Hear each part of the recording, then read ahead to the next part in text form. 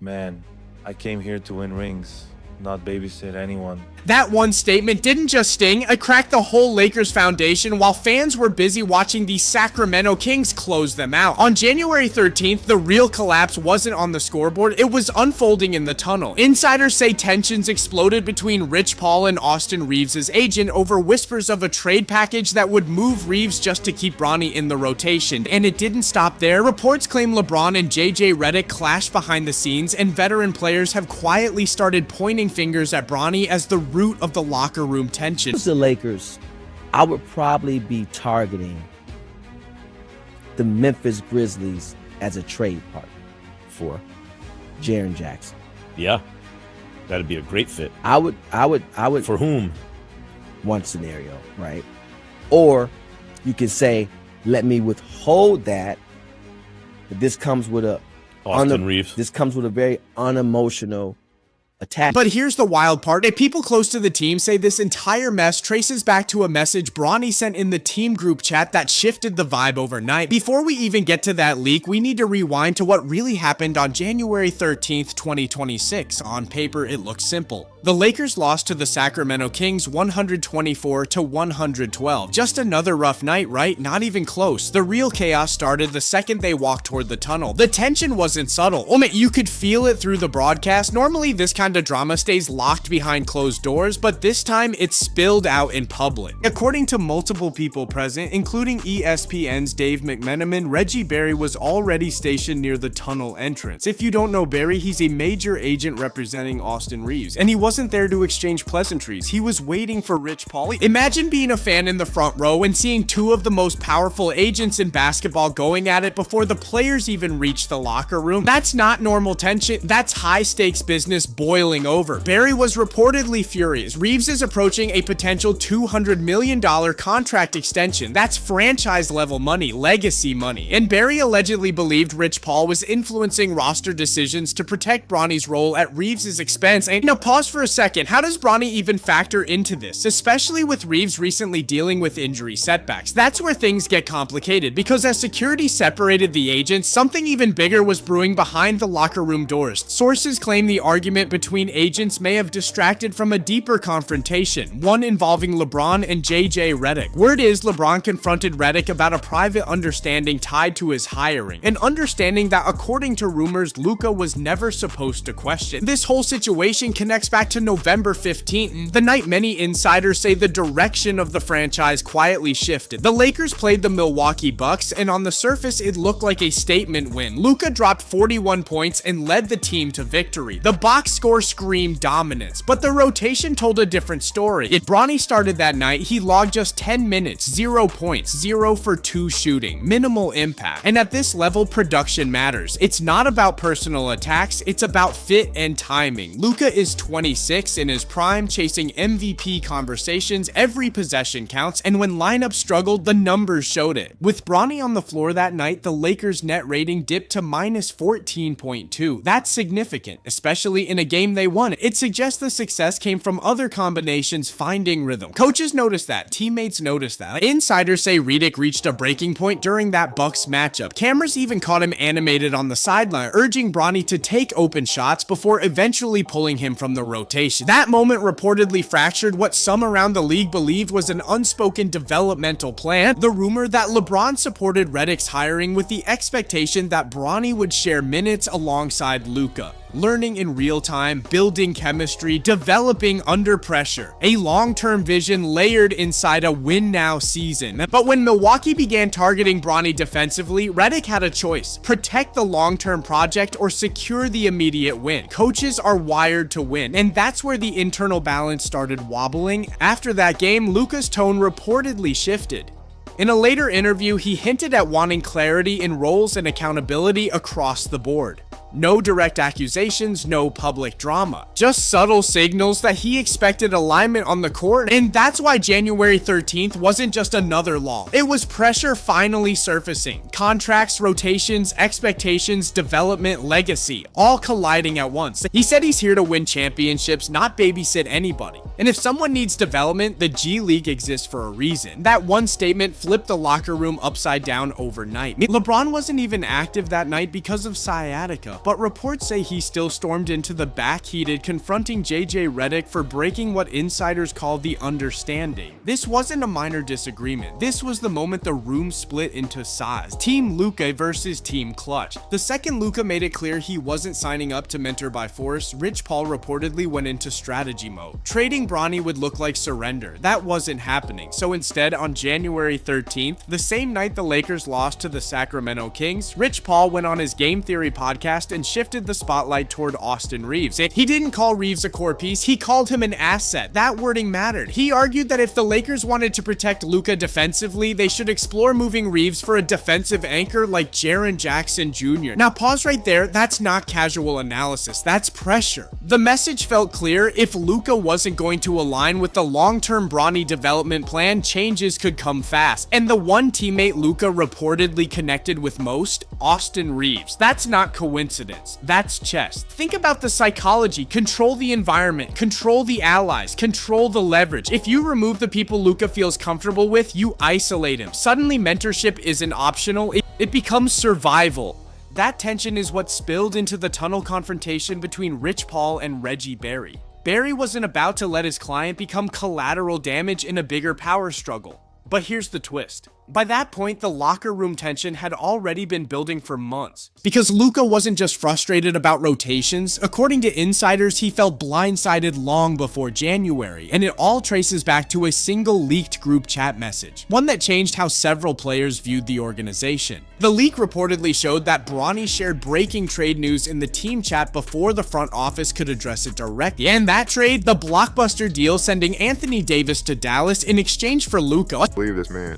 They just traded me to the worst franchise in NBA history. To understand the weight of that moment, you have to go back to February 1st, 2025, the day the NBA world shifted. What started as rumors became official. Luka for Davis, franchise altering. According to reporting referenced in A Hollywood Ending by Jovan Buha, the front office intended to inform players privately to protect locker room chemistry. Instead, the news hit social media first, and Bronny allegedly dropped a link in the team group chat the second it surfaced. Imagine being Anthony Davis. You helped bring a championship to Los Angeles, you anchored the defense through injuries, and you find out about your trade through a social media link inside the team chat. That's cold. LeBron reportedly responded with a shocked message of his own, but insiders say there was more than surprise. There was pressure, because now the Lakers had two gravitational forces in one locker room: LeBron James and Luka Dončić. For 2 decades, LeBron has been the center of the NBA universe. Every team, every system, every spotlight built around him. Now suddenly a 25-year-old superstar arrives who dominates the ball, the scoring charts, and the headlines. Luka is currently averaging 33.6 points per game, historic production night after night, and yet the Lakers hover around 500. That's where critics start raising eyebrows. And when Luka and Bronny share the floor, advanced metrics show the net rating dipping significantly. That's not personal, that's numbers. And in a league driven by results, numbers speak loud. From Luka's perspective, every possession matters in an MVP caliber season. From the organization's perspective, development matters too. But when short-term wins and long-term planning collide, tension is guaranteed. This wasn't just about one comment, it wasn't just about one loss. It was about power, perception, timing, and legacy colliding all at once. You have to understand Luka's DNA to see why this situation reportedly eats at him. Luka didn't come into this league through comfort. He turned pro at 13 in Madrid, competing against grown men while most kids his age were worried about homework. He built his name the hard way. In that mindset, if you can't produce, you don't stay on the floor. It's simple. Even legends have weighed in. Charles Barkley went on Inside the NBA and openly questioned the dynamic, basically saying the Lakers need clarity if they're serious about winning.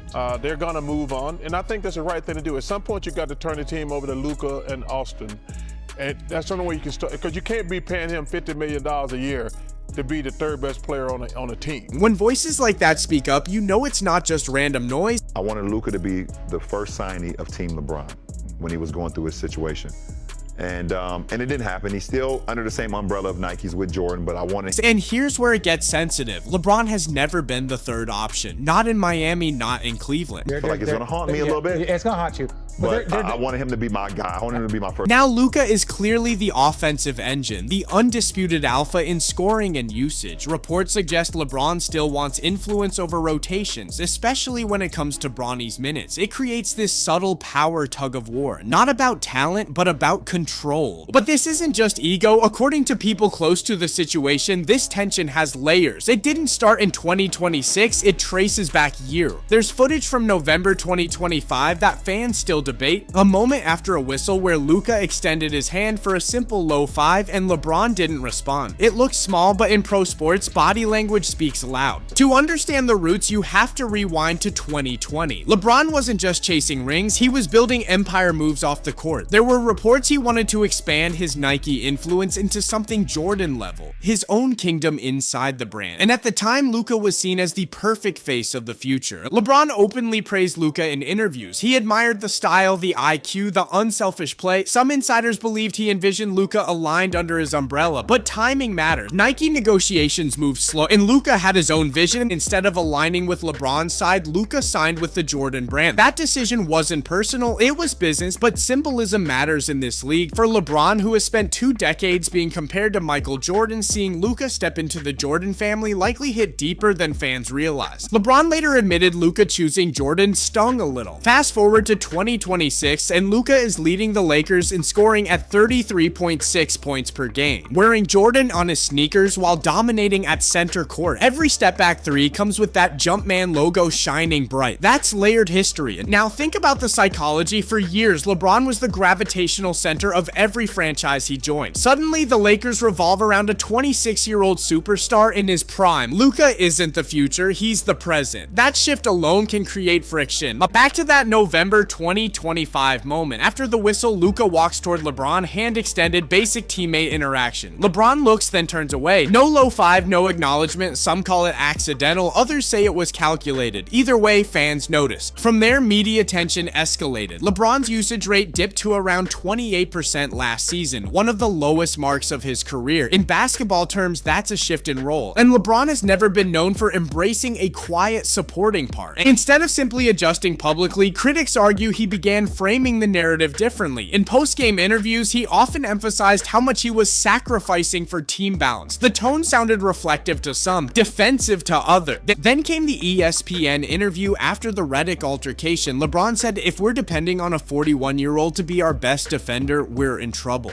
That quote sparked debate everywhere. Was it accountability? Was it frustration? Or was it subtle messaging? Here's the reality. Luka is in his prime, leading the league in scoring. LeBron is in year 23, redefining longevity. Both are elite in different ways, but when two eras share one locker room, dynamics shift fast. What started as a basketball alignment has reportedly turned into layered tension, business moves, brand history, leadership roles, generational pride. It's not just about minutes, it's about identity. It's about who leads. And in Los Angeles, that spotlight is never neutral. Talk about zero self-awareness. That quote wasn't some innocent team reflection. Critics saw it as a direct jab. When LeBron said, "If we're depending on a 41-year-old to be our best defender, we're in trouble," some took it as a subtle shot at Luka's defense while cameras were rolling. And here's where the debate gets loud. During that stretch, Bronny's defensive rating reportedly sat around 120.5 in limited minutes. Small sample size, yes, but the optics weren't great. Meanwhile, Luka was logging heavy 38-minute nights, carrying the scoring load and absorbing defensive pressure on the other end. That contrast fueled the narrative fast. From the outside, it looked messy. Luka grinding through prime years, Bronny adjusting to NBA speed, LeBron defending his family publicly. The media spotlight turned every stat into a headline.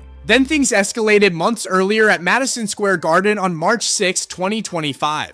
Stephen A. Smith went on First Take and offered blunt analysis about Bronny's early performances, suggesting G League development could help. Standard sports commentary, right? But during a Lakers-Knicks game, cameras caught LeBron walking towards Stephen A. courtside mid-game. Words were exchanged, security hovered close. It didn't turn physical, but the intensity was clear. LeBron reportedly told him to be careful how he talks about his son. It was protective energy, strong, visible, and unforgettable. That moment shifted media dynamics. Some analysts doubled down, others softened their tone.